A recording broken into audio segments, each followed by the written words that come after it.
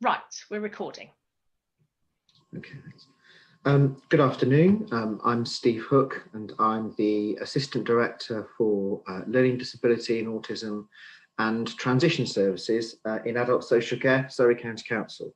And I'm just going to take you through a brief summary of a new joint plan that we're working up across our systems in Surrey to improve and enhance our journey for our young people with special educational needs and disabilities into adulthood. I will have a slight focus on the proportion of young people who will meet the eligibility for Care Act assessments. And as I hope I'll reveal through my presentation, it's generally quite a small proportion of those young people who have special educational needs that do go on to receive support from adult social care. But it's very much about making sure that we work in partnership and work as a whole system to improve our life chances for our young people in Surrey who have disabilities. So you'll see on my screen, we have Preparing for Adulthood, a new joint plan. And I wanted to start just by talking through some of the areas of collaboration that we have going on in our system already. So there are many elements of how we support the progression of our young people with disabilities and special educational needs into adulthood that work well already. So in the transition service, we work closely with colleagues in SEND, in special educational needs and disabilities, and also in children with disability services. So some of the things that we're doing already is that in our transition service, we have workers that participate in our school-based reviews in our special schools in Surrey from year 9, which is the sort of age that transition starts, and that's at age 14. We do this because this helps to assist us with early identification of which pathways young people will go into their adulthood, and we can be really clear at that point whether young people with disabilities will go to receive support from adult social care, or whether indeed their educational pathway is much more around a kind of employment and vocational focus. We also attend in the transition service our post-16 SEND resource panels, which is a meeting that we have with colleagues in children's services where we agree resources for young people post-16. We employ a transitions development manager. This post is jointly funded and managed between children with disability services and adult services, and helps to kind of be the gel between our two divisions in how things work.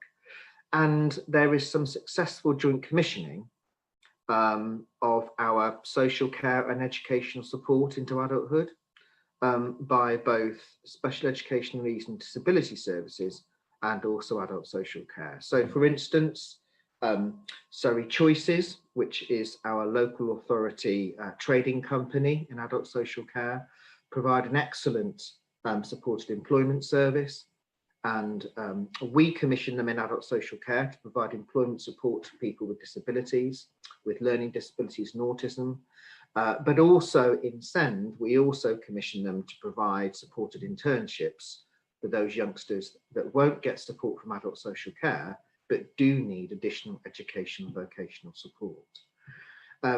We're also participating in a review so that we can, if you like, tidy up and consolidate the numbers of meetings and resource panels that we have to agree funding across our children's division. So my next slide talks about the kind of difference and the difference of young people that go on to receive support from adult social care as opposed to SEND. And you can see that there are just shy of about 1,500 young people within SEND with special educational needs and disabilities. And really 85% of those young people that have an education, health and care plan do not go on to receive support from adult social care. In adult social care, we support around about 1,500 people, we support that sort of top 11 to 15% of youngsters who have got the most acute needs and will go on to receive support from adult social care for the rest of their lives. So I think this pie chart is quite helpful because it does kind of illustrate the fact that most youngsters who have got an education, health and care plan won't have their pathway into adulthood through adult social care, but will have it through an employment and life skills pathway.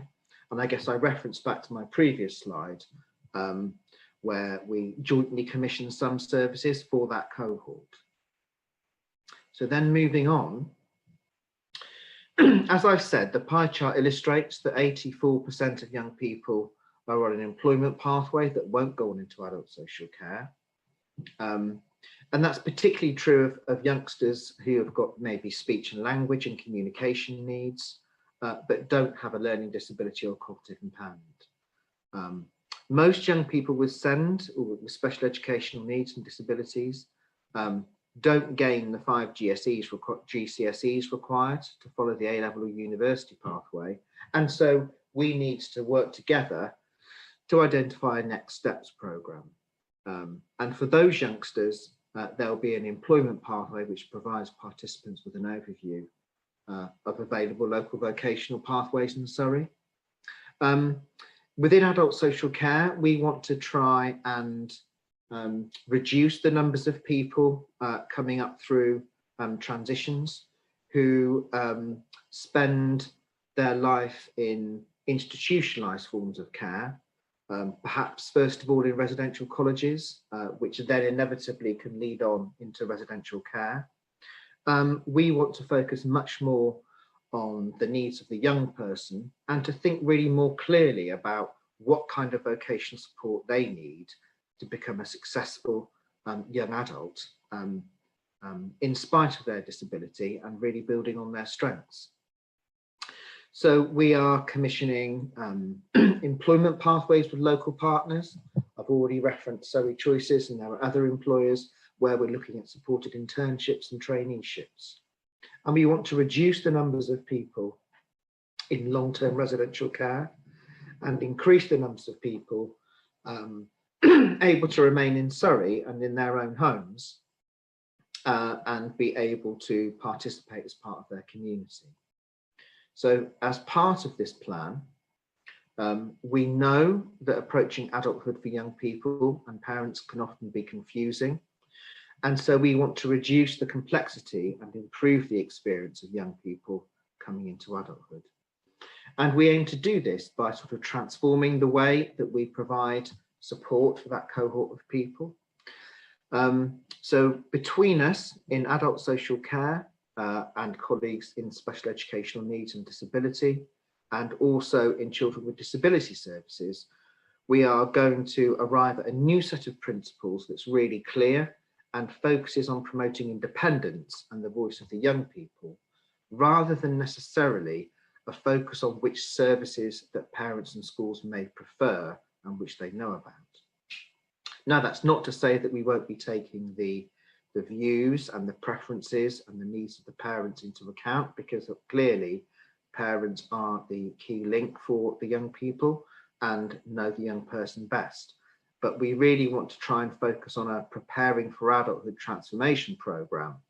And we've engaged local elected members in this process as well. We want to start working with young people in adult social care from 16, alongside colleagues in disability services, rather than currently in the transition service, we pick up those youngsters from 18. So by the time a young person reaches 18, they are already an adult. And so we want to start working much younger with our cohort of younger people and enable that preparation for adulthood to be much smoother. We currently provide a service for young people, as I've said, with physical and learning disabilities and autism, but we certainly have a gap in how we develop a transitions offer for young people with mental health needs. And so we want to strengthen and broaden the scope of the transition service to include people with mental health needs who may be supported by CAMS as a young person, but then don't meet the criteria for adult mental health support. We are making some investment in how this works, and we are looking at getting new transformation resources in the form of a project manager and a new steering group. And through this work, we will agree a kind of common set of data so that we can make sure that we're supporting our young people with disabilities and special educational needs in a really consistent way. And one of the key things we want to make sure we do as part of this process is that we're really keen to make sure we update elected members and the local communities about how we are progressing with this work. So in terms of our investment this year, we're making an investment of just over 820,000 of our transformation funding to have a proper project manager to make sure that this work operates well for people, to make sure that we have a really good communication strategy so that we can engage with parents and young people in what we're doing, and so that we can commission a range of different services and broader services, as I've said before, to enable young people in Surrey with disabilities to have a more focused pathway into adulthood, and enable those people to undertake vocation and life skill opportunities rather than have a current focus, which we seem to have in Surrey, around an over-reliance on residential college placements. And I guess the last thing is we want to make sure that we work younger and we do our planning with our young people from 16, rather than the current process in adult social care where we support people from 18 plus.